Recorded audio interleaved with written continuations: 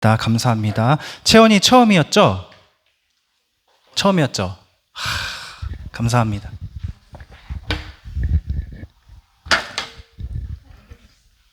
네, 그거 기념품으로 가지고 가세요.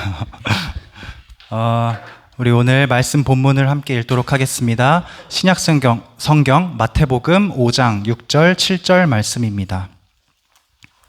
우리 한 목소리로 읽겠습니다. 시작.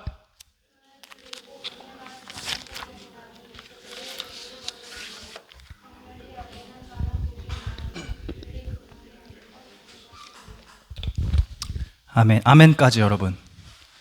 긍휼히 여김을 받을 것임이요. 아멘. 여러분, 우리가 팔복의 말씀을 쭉 보고 있습니다. 오늘도 한번 읽고 복습하는 겸 또 예습하는 겸 한번 팔복의 말씀을 쭉 읽어보고 말씀 듣도록 하겠습니다. 시작. 심령이 가난한 자는 복이 있나니 천국이 그들의 것임이요.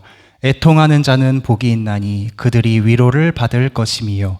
온유한 자는 복이 있나니 그들이 땅을 기업으로 받을 것임이요. 의에 줄이고 목마른 자는 복이 있나니 그들이 배부를 것임이요. 긍휼히 여기는 자는 복이 있나니 그들이 긍휼히 여김을 받을 것임이요.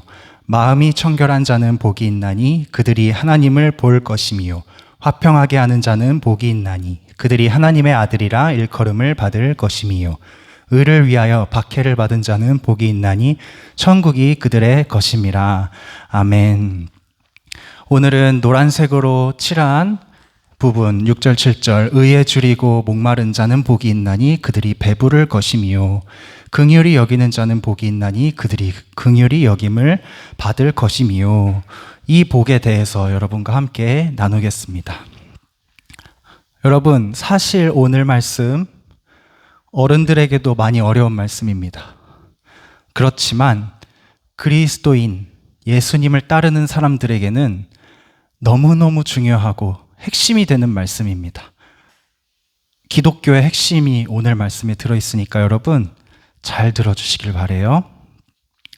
여러분, 우리가 하나님을 믿는 사람들인데 하나님을 믿는다는 것은 무엇일까요? 하나님을 믿는다. 하나님을 믿는다는 것은 많은 의미가 있겠지만 그 중에 가장 중요한 것은 하나님을 아는 것이 하나님을 믿는 것입니다. 우리가 엄마 아빠가 나를 사랑하는지 안 사랑하는지 어떻게 알아요? 어떻게 알죠? 그 전에 여러분은 엄마가 나를 사랑한다고 믿어요? 믿습니까? 저는 엄마가 저를 엄청 사랑한다고 믿어요. 그 믿음이 왜 생겼나요? 엄마니까? 그냥 엄마니까 엄마는 나를 사랑할 거야 라고 믿는 믿음도 있을 수 있지만 저는, 그리고 여러분도 비슷할 것 같은데 지금까지 살아오면서 수많은 일들이 있었는데 엄마라는 사람은 항상 저에게 무한한 신뢰와 무한한 지지, 때론 혼낼 때도 있지만 내가 잘 되게 하기 위해서 때론 잔소리도 하지만 언제나 내 편에 계셨던 분이에요. 여러분의 어머니도 그러세요? 그러시죠? 우리가 다 눈치채진 못해도 어머니는 다 그런 분들이세요. 그 모습을 알아갈 때에 어머니에 대한 신뢰가 생겼어요, 저는. 하나님과도 마찬가지입니다. 우리가 나는 믿음을 가져야겠다. 나 이제부터 하나님 진짜 잘 믿을 거야. 이렇게 다짐하고 결심한다고 해서 믿음이 바로 생기는 게 아니에요. 믿음은 반드시 하나님을 아는 것, 하나님을 아는 지식에서 비롯됩니다. 하나님께서 그래서 우리에게 이것을 굉장히 요구하시고 원하세요. 너희가 날 좀 알았으면 좋겠다. 날 좀 알았으면 좋겠다. 호세아라는 선지자를 통해서 하나님께서 하신 말씀을 잠깐 읽어보겠습니다. 호세아 6장 6절 세 번역으로 가져왔는데 한 목소리로 함께 읽어보겠습니다. 시작. 내가 바라는 것은 변함없는 사랑이지 제사가 아니다. 불살라 바치는 제사보다는 너희가 나 하나님을 알기를 더 바란다. 하나님께서 이스라엘 백성들에게 직접 하신 말씀이에요. 너희가 그렇게 형식적인 예배 드리는 것보다 나는 너희가 나를 알기를 원해. 하나님은 우리가 하나님을 알기 원하세요, 여러분.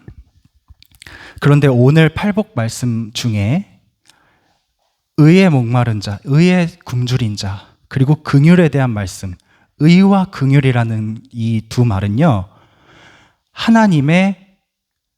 하나님만이 가지고 있는 고유한 성품들입니다. 뭐라고요? 긍휼과 의는 하나님만이 가지고 계신 하나님만의 고유한 성품이에요. 즉, 우리가 하나님의 의, 하나님의 긍휼이 뭔지 알게 되면 우리는 호세아 말씀처럼 하나님을 아는 사람이 되는 거예요. 오늘 말씀이 그러니까 중요해요, 안 중요해요, 주영아? 중요하죠. 정한, 오늘 말씀이 중요합니까, 안 중요합니까? 중요하죠. 저번 주 너무 설교가 길었어요. 41분을 했어요. 죄송합니다.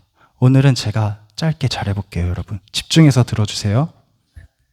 아니에요. 짧게 해보겠습니다. 여러분, 예레미야라는 선지자가 있었습니다. 예레미야라는 선지자가 이스라엘에 살 그 시기에는 이스라엘 백성들이 너무 타락해 있었습니다. 이스라엘 뜻이 뭐였죠? 엘, 하나님, 이스라, 붙잡다, 끈질기게 하나님을 붙잡으라고 이스라엘이라는 이름을 주셨는데 그 백성에게 그들은 하나님을 외면하고 살아가고 있었어요. 성경에 보니까 우상숭배, 점쟁이, 마술사, 이기적인 사람들, 음란한 사람들, 게으른 사람들이 넘쳐났습니다. 이스라엘 안에. 하나님께서 그 모습을 보시고 처음에는 많이 참고 기다리시고 돌아오겠지, 잘하겠지 참아주시다가 이제 더 이상 참으면 안 되는, 회복이 불가능한 지경까지 이 백성들이 나락으로 빠지니까 하나님께서 예레미야라는 선지자를 부르셔서 이스라엘에게 경고의 말씀을 하세요. 엄청 무섭습니다. 사랑의 하나님이 과연 이런 말을 하실 수 있는가 싶을 정도예요. 제가 한번 읽어드릴게요. 하나님께서 이렇게 말씀하세요. 내가 이방 민족 가운데 너희를 흩어놓고 너희가 전멸당할 때까지 칼이 너희 등 뒤를 쫓아다니게 만들 것이다. 이렇게 말씀하세요. 너희 다 한 명도 남기지 않고 죽어버릴 때까지 칼이 너희를 쫓아가게 만들 거야. 하나님이 이렇게 무섭게 경고하세요. 그러나 여러분, 성경 어디를 봐도, 이걸 잘 기억하세요. 성경 어디를 봐도 하나님께서 이스라엘에게 무시무시한 경고만 하지는 않으세요. 항상 경고를 하신 뒤에 살 길을 알려주십니다. 너희 그런 식으로 하다간 쫄딱 망한다, 다 죽는다. 그러나 이제라도 나에게 돌아오고 내 말을 들으면, 내 율례와 법도를 행하면 내가 너희를 살려주고 너희에게 복을 줄게. 이렇게 약속하세요. 그래서 예레미야 9장 22절부터는 이런 말씀이 적혀 있습니다. 제가 읽어볼게요. 하나님께서 말씀하십니다. 이스라엘에게 나 주가 말한다. 지혜 있는 사람은 자기의 지혜를 자랑하지 말아라. 용사는 자기의 힘을 자랑하지 말아라. 부자는 자기의 재산을 자랑하지 말아라. 오직 자랑하고 싶은 사람은 이것을 자랑하여라. 나를 아는 것과 나 주가 긍휼과 공평과 공의를 세상에 실현하는 하나님인 것과 내가 이런 일 하기를 좋아한다는 것을 깨달아 알 만한 지혜를 가지게 되었음을 자랑하여라. 나 주의 말이다. 무슨 말이냐면 하나님이 이스라엘이 하나님을 알아가는 것을 개똥보다 못하게 생각하고 살아가니까 하나님이 직접 오셔서 얘들아 나를 안다는 것은 이런 거야 라고 직접 말씀해 주시는 거예요. 얘들아, 내가 누구냐면, 나 하나님이 어떤 하나님이냐면 긍휼과 공평과 공의를 너희가 살고 있는 세상에 행하고 있는 사람이 아니죠. 행하고 있는 존재가 바로 나 하나님이야. 개역개정 성경에는 똑같은 본문이 이렇게 나와 있어요. 사랑과 정의와 공의를 땅에 행하는 자. 아까는 긍휼과 공평과 공의. 여기서는 사랑과 정의와 공의. 똑같은 말이에요. 다 외우기 힘들면 두 가지만 기억하세요, 여러분. 누군가 우리에게 와서 Hey, my friend. 그건 저번에 했죠. 야, 아미고. 정환, 아미고. 너가 믿는 하나님은 어떤 하나님이야? 라고 물어봤어요. 그럼 뭐라고 대답하면 좋을까요? 주양이 뭐라고 할래요? 친구가 와가지고 야, 너 매주 교회 가더라? 나도 가볼까 생각은 하고 있는데 근데 너가 믿는 하나님이라는 그 존재가 뭐야? 뭐 하는 분이야? 물어봤어요. 뭐라고 대답할 거예요? 그냥 해보세요. 괜찮아요. 정답은 없어. 너가 말하는 게 정답이야. 네? 우리를 구원해 주신 분. 와, 박수 한번 쳐주세요, 여러분. 완전 정답, 100점짜리 정답입니다. 정환님 뭐라 할래요? 누가 와서 아미고, 너가 믿는 하나님 어떤 분이야? 창조주 하나님. 박수. 이것도 100점이에요. 근데 여러분, 모두 다 100점의 답변이지만 처음 우리에게 물어보는 사람, 그러니까 믿지 않는 사람에게 가장 핵심적이고 함축적이고 좋은 답변이 뭐냐면 이거예요. 하나님은 첫째, 사랑과, 따라해보세요. 사랑과 정의의 하나님. 뭐라고요? 사랑과 정의의 하나님.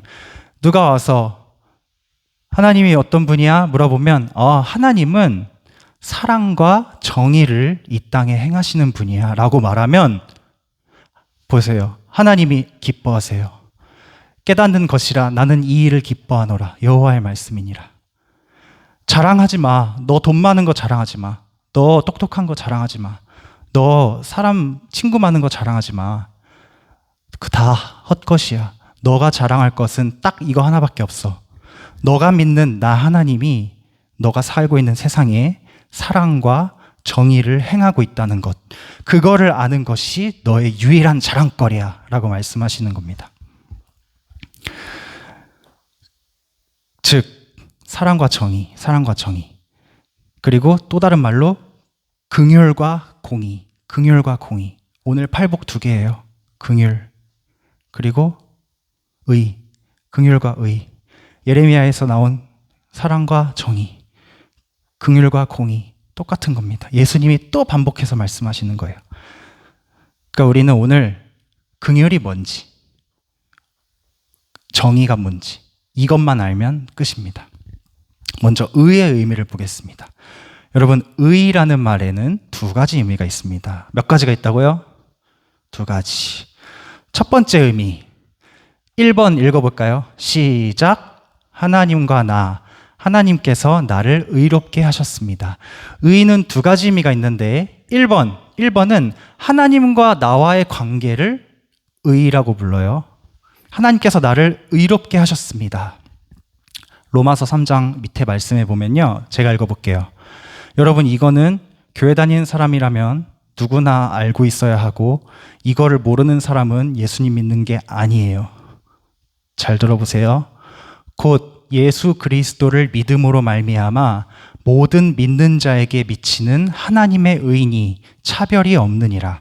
모든 사람이 죄를 범하였음에 하나님의 영광에 이르지 못하더니 그리스도 예수 안에 있는 속량으로 말미암아 하나님의 은혜로 값없이 의롭다 하심을 얻은 자 되었느니라. 이게 무슨 말이냐면 우리는 모두 죄인이라는 걸 여러분 알고 있죠. 많이 들어서. 우리는 가만히 놔두면 하나님이 우리를 빛으로 비추시지 않으면 우리는 계속 어둠으로 빨려 들어갈 수밖에 없는 죄의 경향이 이 안에 너무 많이 있는 존재들이에요. 그런데 하나님께서 독생자 예수 그리스도를 우리를 위해 보내주시고 우리 아까 영접송 찬양한 것처럼 십자가로 대속하사 우리의 마음을 두드리셔가지고 우리를 믿게 하셨어요. 그래서 우리가 그 믿음으로 지금 예수 공동체가 되어서 신앙생활을 하고 있어요. 이 은혜가 하나님의 의예요. 하나님의 의 1번, 예수 그리스도입니다. 뭐라고요? 하나님의 의 1번이 뜻이 뭐라고요? 예수 그리스도. 의는 곧 예수 그리스도예요. 근데 여러분, 이게 복음인데 이 복음이요. 인생을 바꿀 수밖에 없는 너무나도 큰 은혜예요. 근데 잘 와닿지가 않아요. 예수님이 나를 위해 죽으셨구나. 나의 모든 죄를 깨끗게 하셨구나. 그게 하나님의 의구나. 이해는 할 수 있는데, 그래서 뭐? 내 삶에 달라지는 게 뭔데? 잘 와닿지 않을 수 있어요. 물론 저는 확신해요. 언젠가 여러분이 복음 안에 계속 머무르고 있으면 언젠가 머지않아 와, 이렇게 더러운 죄인인 나를 의롭다 하시는 하나님의 은혜가 정말 큰 거구나. 그 은혜가 정말 막 큰 파도처럼 이렇게 밀려오는 날이 있을 거예요, 여러분. 그걸 경험을 할 거예요, 반드시. 복음 안에 있으면. 그렇게 되면은 우리의 이 마음에, 그리고 우리의 삶에 추상적인 게 아니고, 보이지 않는 게 아니고, 정말로 구체적이고 명확한 하나님의 복이 하나 임해요. 그게 뭐냐면, 로마서 8장 말씀 보면, 제가 읽어볼게요. 복음의 기쁨을 우리가 누릴 때에 얻는 복. 그러므로 이제 그리스도 예수 안에 있는 자에게는 결코 정죄함이 없나니 이는 그리스도 예수 안에 있는 생명의 성령의 법이 죄와 사망의 법에서 너를 해방하였습니다. 15절 같이 읽어볼게요. 시작. 너희는 다시 무서워하는 종의 영을 받지 아니하고 양자의 영을 받았으므로 우리가 아빠 아버지라고 부르짖느니라. 하나님의 의, 곧 예수 그리스도를 통해서 우리가 얻는 제일 좋은 복은 뭐냐면 하나님이 나의 아빠가 되는 겁니다. 하나님한테 무서워. 하나님 무서워. 하나님 교회 안 가면은 나 벌 주실 것 같아. 이런 무서운 두려운 하나님이 아니라 아빠가 되는 거예요. 아빠. 잘못할 수도 있지. 아빠한테 혼나면 되지 한번. 근데 내가 잘못했다고 해서 아빠가 나를 넌 내 아들 아니야. 집 나가 하십니까? 왜 답을 못하지? 다들 쫓겨나 본 경험이 있나 본데. 그래도 아버지는 우리를 사랑하시고 집으로 돌아오기를 원하시잖아요. 창조주 하나님, 구원자 하나님이 우리의 아빠가 되는 것이 하나님의 의로 인한 우리의 선물입니다. 두 번째, 의의 두 번째 의미. 이게 더 중요해요, 여러분. 사실 그리스도인으로서 우리가 첫 번째 알아본 의의 의미만 알아도 충분하긴 합니다. 충분해요. 그거 하나면 됐어요. 하나님께서 예수 그리스도를 통해서 우리에게 의를 나타내셨는데 그래서 우리가 하나님을 아버지라고 부를 수 있게 됐구나. 완전 그리스도인으로서 이 정도면 충분한데 하나님은 한 가지 더 말씀하세요. 2번 읽어볼까요? 시작. 하나님과 세상. 하나님께서 세상을 의롭게 하십니다. 나와 하나님의 관계가 하나님의 의를 통하여 온전하게 되고 나면 이제 하나님의 시선이 가는 곳에 우리의 시선도 가게 돼요. 아빠랑 손잡고 길을 가고 있는데 아빠가 갑자기 휙 돌아봐요. 그럼 어떻게 해요, 우리는? 뭐야? 이러고 갑니까? 아빠가 휙 돌아보면 우리도 휙 돌아보게 되죠, 저절로. 그것처럼 하나님과 이제 연합한 사람은 하나님의 시선이 향하는 곳에 우리의 시선도 가게 되어 있고 하나님의 발걸음이 향하는 곳에 우리의 발걸음도 향하게 되어 있어요. 이게 의의 두 번째 의미입니다. 하나님께서 세상을 의롭게 하시는 그 행위를 우리가 따라하게 되는 것. 우리 누가복음 18장 말씀 하나만 보겠습니다. 의의 두 번째 의미. 누가복음에는 여러 가지 예수님의 비유의 말씀들이 나와 있는데 그 중에 엄청 유명한 말씀이 하나 있어요. 불의한 재판장이라는 제목의 비유가 있습니다. 불의한 재판장, 의롭지 않은 재판장이란 뜻이에요. 읽어보겠습니다. 한 절씩 교독해 보겠습니다. 시작. 예수께서 그들에게 항상 기도하고 낙심하지 말아야 할 것을 비유로 말씀하여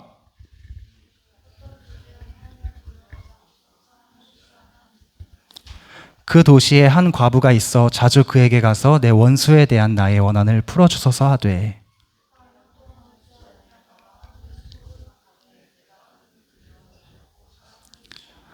이 과부가 나를 번거롭게 하니 내가 그 원한을 풀어주리라. 그렇지 않으면 늘 와서 나를 괴롭게 하리라 하였느니라.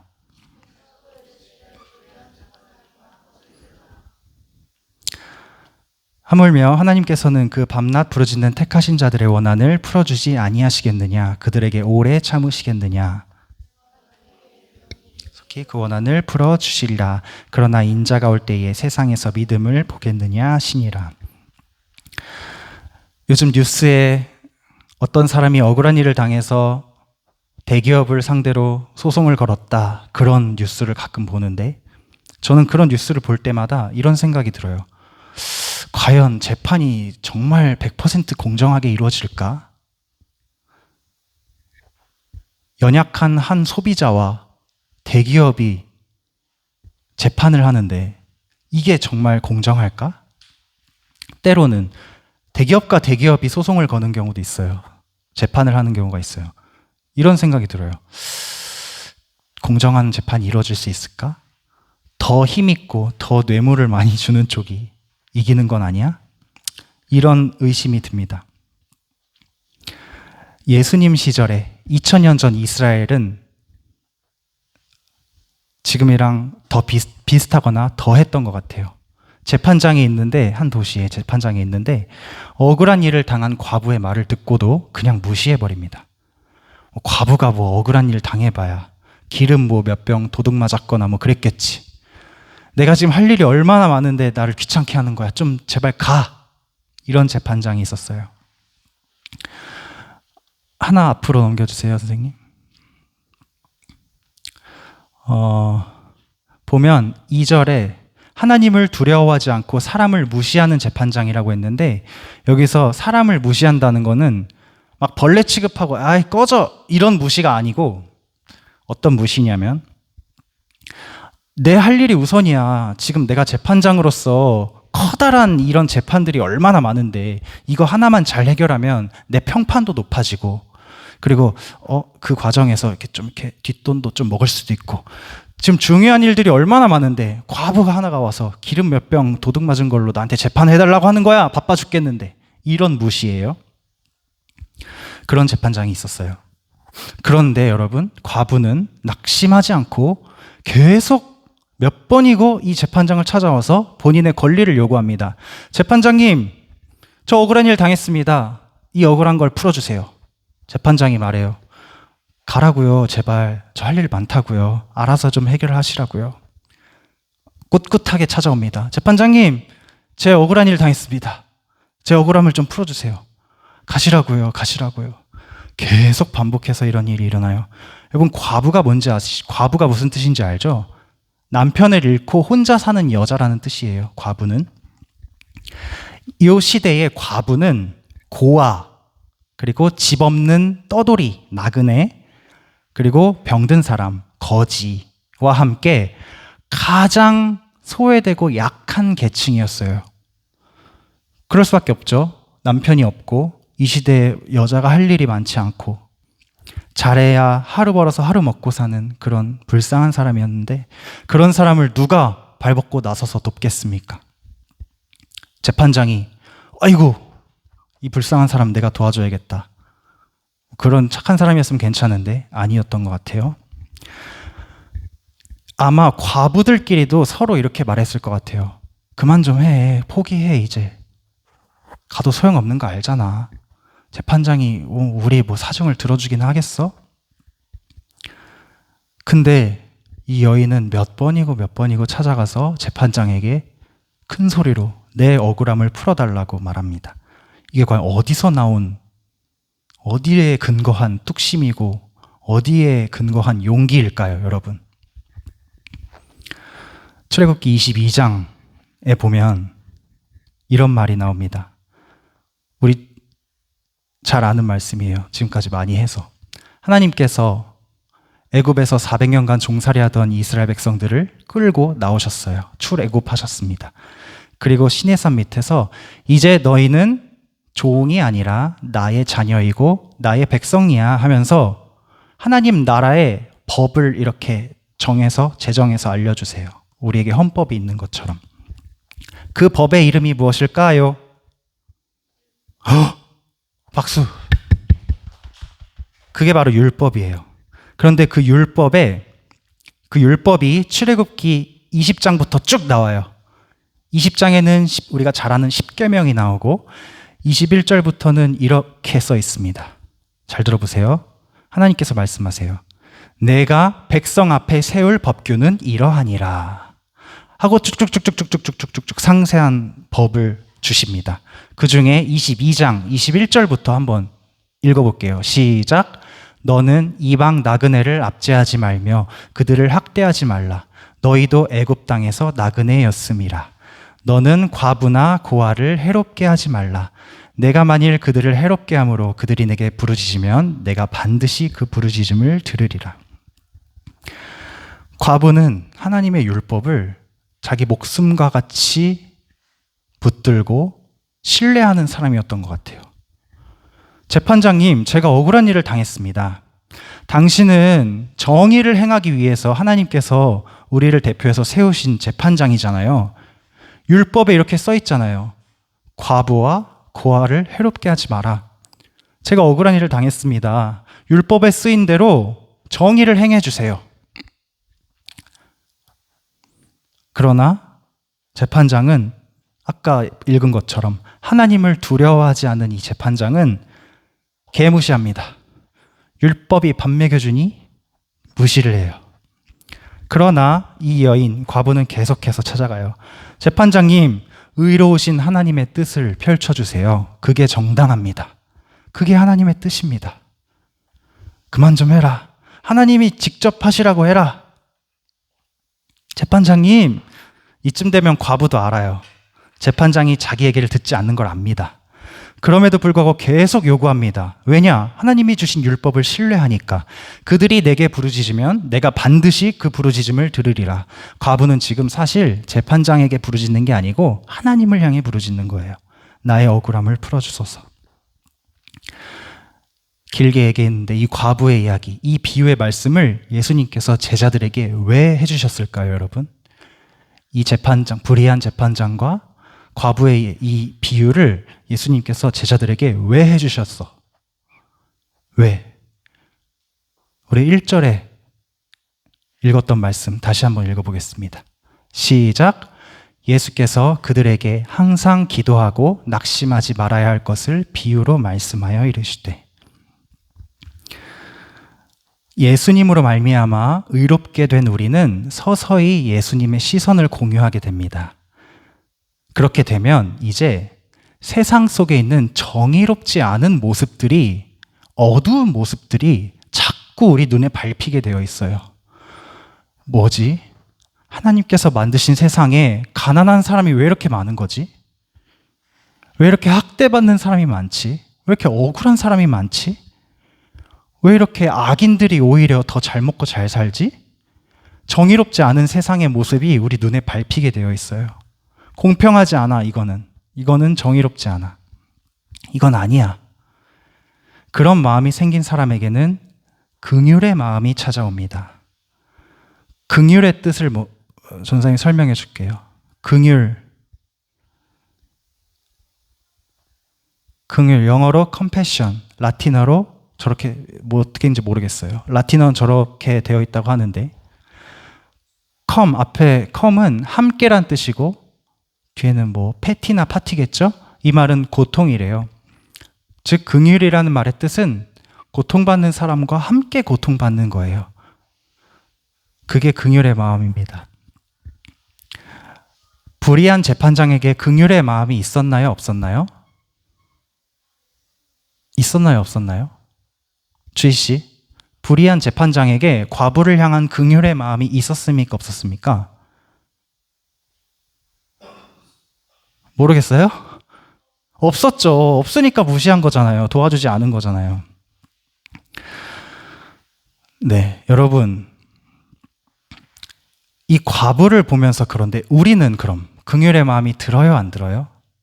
하나, 이 과부의 이야기를 보면서 과부에게 긍휼의 마음이 느껴져요, 안 느껴져요? 느껴져요? 정말? 주양아 느껴져요? 느껴져요? 채원이는요? 느껴져요? 제이는요? 느껴져요? 시연이는요? 느껴져요? 안 느껴져요? 안 느껴져요, 잘? 정한이는? 느껴져요? 순영이는? 느껴져요? 시연이만 빼고 다 느껴지네? 시연이 끝나고 남기를 바라고. 여러분, 긍휼의 마음이 느껴져야 돼요. 그리고 느껴질 거예요. 잘 들었다면. 그런데 우리가 할 수 있는 게 많이 없잖아요. 우리가 이 과부를 위해서 뭘 해줄 수 있겠습니까, 여러분? 그래, 어쩔 수 없지. 현실이 그런데 뭐. 재판장한테 힘도 있고 권력도 있는데 내가 뭘 할 수 있어. 그냥 에이, 안 됐다 하고 넘어가면 되지. 이렇게 점점 악한 현실에 순응하고 타협하면서 살아가기가 쉽습니다. 오늘날에. 그러나 여러분, 그런 사람은 예수님의 제자가 아닙니다. 그런 사람은 하나님의 등불이 아니에요. 여러분, 말씀을 맺겠습니다. 이 과부처럼 우리도 끊임없이 의로우신 하나님의 통치가 이 땅에 펼쳐질 것을 기대하면서 기도해야 합니다.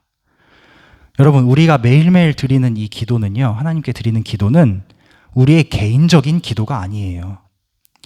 하나님, 오늘도 밥을 주셔서 감사합니다. 맛있게 잘 먹겠습니다. 요리해준 엄마, 그리고 장본 아빠에게 은혜를 주세요. 이런 기도를 했다고 쳐요. 이 기도는 개인적인 기도가 아니에요. 우리가 하는 모든 기도는 이 과부의 행위처럼 세상의 법과 율법, 하나님의 법의 싸움이에요. 지금 겉으로 드러나기에는 세상의 법이 지배하고 있는 것 같지만 하나님의 법, 율법이 이 세상을 통치할 것을 믿는 마음으로 재판장에 가서 따지는 게, 그게 우리의 기도와 똑같은 거예요, 여러분. 그러므로 기도라는 것은, 제가 제목을 이렇게 붙여봤어요. 기도란 가슴이 웅장해지는 싸움이다. 왜냐? 기도는 세계관의 충돌이거든요. 우리의 개인적인 넋두리가 아니라 기도는 세계관의 충돌이에요. 개인적으로는 물론 기도라는 것이 믿음의 표현이고 사랑의 고백일 수 있지만 하나님의 입장에서 우리의 기도는, 아래 거를 같이 읽어볼게요. 제가 앞에 걸 읽으면 여러분이 뒤에 걸 읽어주세요. 기도란 불의한 재판장 대 세상의 법 대 돈과 권력의 세계관 대 이기적인 기도 대, 그렇습니다. 우리의 기도는 믿음뿐인 과부의 부르짖는 기도, 하나님의 법, 사랑과 정의의 세계관, 세상을 이롭게 하는 기도가 되어야 돼요, 여러분. 예수님께서 말씀하세요. 낙심하지 말고 기도해라, 얘들아. 지금 당장에 하나님의 뜻이 이루어지지 않는 것 같아도 낙심하지 말고 기도해라. 하나님께서 속히 이루어 주시리라 라고 기도합니다. 라고 말씀합니다. 이 믿음을 가진 사람이 진짜 예수님의 제자예요. 이것이 의의 두 번째 의미였어요. 첫 번째는 하나님과 나와의 관계에서 예수 그리스도로 말미암아 내 죄가 사라지고 의롭다라고 인정받아서 하나님을 아빠라고 부를 수 있게 된 게 첫 번째 의였고, 두 번째 의, 이 세상을 의롭게 하시는 하나님, 그 하나님을 우리가 믿는 마음으로 끈질기게 기도하는 것, 그게 두 번째 의. 그런 사람에게 하나님께서 어떤 복을 주신다? 배부를 것임이요. 이 배부른 게 아니라 너희가 원하는 그 의 내가 다 채워주겠다. 너희는 의에 목마르고 의에 굶주리면 의에 배부르게 될 것이야 라고 말씀하십니다. 여러분, 우리 찬양 한 곡하고 기도하도록 하겠습니다. 원하고 바라고 기도합니다. 찬양할 건데요, 가사를 잘 묵상하면서 기도했으면 좋겠어요.